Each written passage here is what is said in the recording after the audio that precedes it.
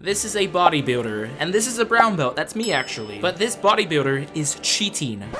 Let me explain. Greasing. This is where you take grease and just put it all over your body. Now in Jiu Jitsu, it's seen as cheating and dirty, but is it actually all that it's made out to be? Or are all these black belts whining? Do they just need to get good? Well, that's what we're gonna find out today. I'm gonna be rolling with 3 white belts, ranging from small to massive. And we're gonna see just how much of a difference a little bit of grease can make. Yeah, honestly, this was a terrible idea.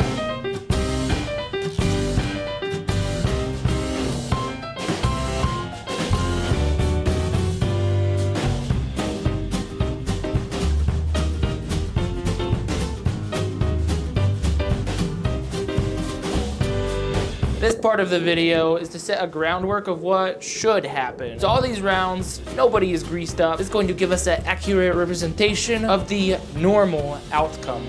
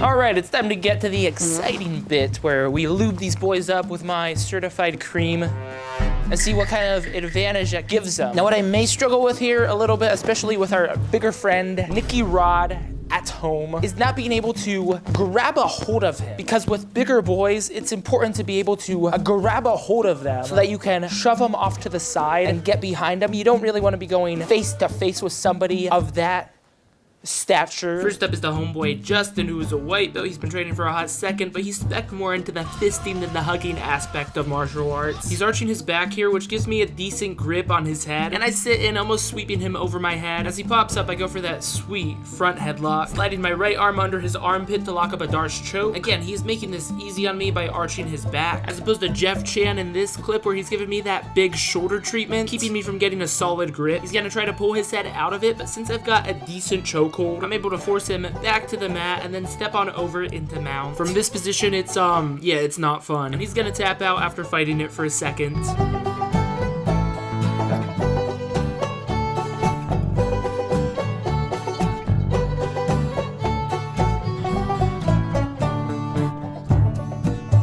Okay, so here we've got Brandon, who has been training for 2 months. He's a white belt. Now you may think this is not fair considering I've got the size and the experience on him, but he is from Florida, so yeah. Get rebutted. So he's tried to pass me, and we've kind of fallen into this triangle choke, but with no arm. For me, this is kind of like taking a shower because it rarely happens, but when it does, feels a little weird. Anyways, don't ask me how to finish this because I don't know what I'm doing here. How's my balls taste? Yeah.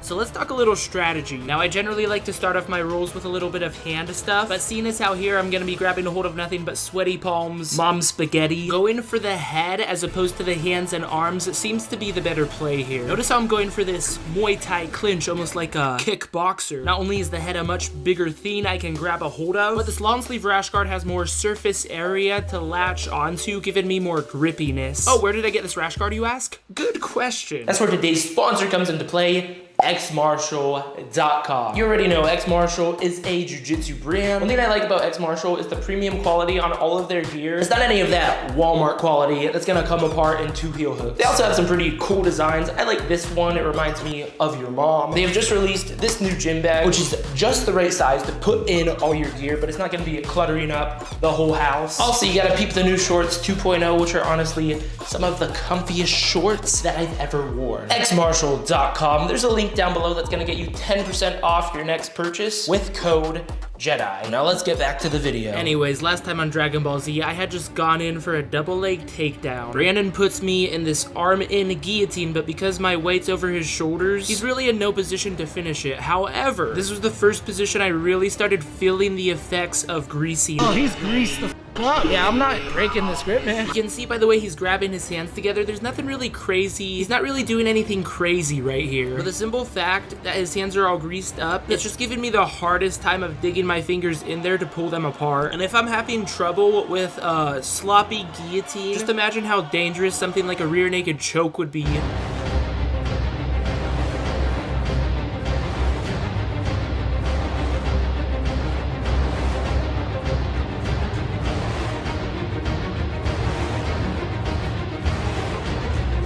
So far, I'm doing better than I thought I was gonna do, but there's still 2 more levels before we're out of the woods. Oil glazed and deep fried. Let's see if I've got the chefing skills to cook up a not so lean beef patty.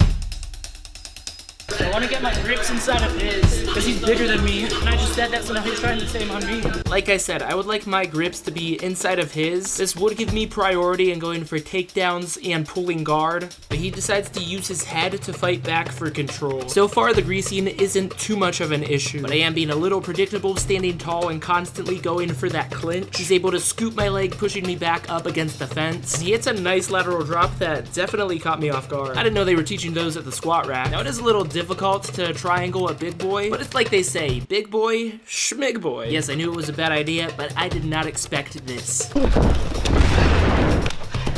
He snatched himself out of that choke so hard that he literally swept himself. As I step over into side control, he's moving hither and thither. He goes for a little clamp down on my forehead, but he's trying to push me away with his hands instead of framing with his forearms. So all I need to do is just move around to take away his angle of attack. Here he has a good idea by bringing both his hands together. Unfortunately, he's pulling me close to him instead of pushing me away, which is just making things worse.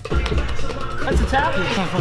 Yeah, so breathing when your body goes into fight or flight is something that a lot of newer grapplers struggle with, myself included when I first started. With the power of editing, Ricky is rested up and we're ready for our final match. As you can see, I'm sticking to that tie clinch because it does seem to be my best bet. And you can also do cool stuff like throw a knee, throw some punches. My first move this round is looking to dive on his leg. He's gonna use his head as a barrier, pulling his leg away, but is open for a triangle choke. Now, I know I'm 0 for 2 on the triangles, but I can feel the good vibes. We're gonna get this one, boys.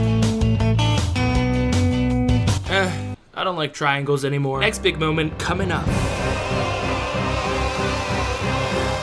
So what happened there is I went for an arm drag to inside trip, but he's able to free his leg and he uses this grip nicely to pull himself up. Now I think that greasing made a small difference here, and I'll tell you why. It's not the fact that he was able to pull his leg out and then sprawl on the takedown. It was when I went for the arm drag. The arm drag is one of my best moves, and I definitely felt a noticeable difference in the control I had, which put me a little out of whack on the takedown, which allowed him to defend it. Like I said, small difference, but on a move like this, that can be everything. Nice of him circling to the back, going to take my back as I roll. Again, I'm having a little difficulty breaking apart these greasy hands, but since my hips are far from his, once I break the grip, I'm able to turn into him. Now this is a tight headlock. He's not really threatening with a choke, but it's too tight for me to just get out of without giving up side control. You can see he's trying to roll me over my head, which is why I'm trying to anchor my way far off to the side. Here I switch my hips, making his grip on my hip pop off. He's doing a good job framing, so I can't be too quick in going for a sub. I throw my arm over here thinking of a Kimura, but he knows to turn to his side, trying to create space. Here he grabs my arm and tries to stick my head down under again. Because of where my arm is, I'm able to circle around, blocking up a Darce choke, a little squeeze, and that's all she wrote. Honestly, I was expecting greasing to make a slightly bigger difference than it did today. Obviously, the fact that I rolled with white belts, it plays a part. So if you guys are interested, let me know. I'll do the black belt version of this video. And also, if you have any experience with greasing, let me know down in the comments below. I'm super curious. Remember, guys, gaslighting isn't real.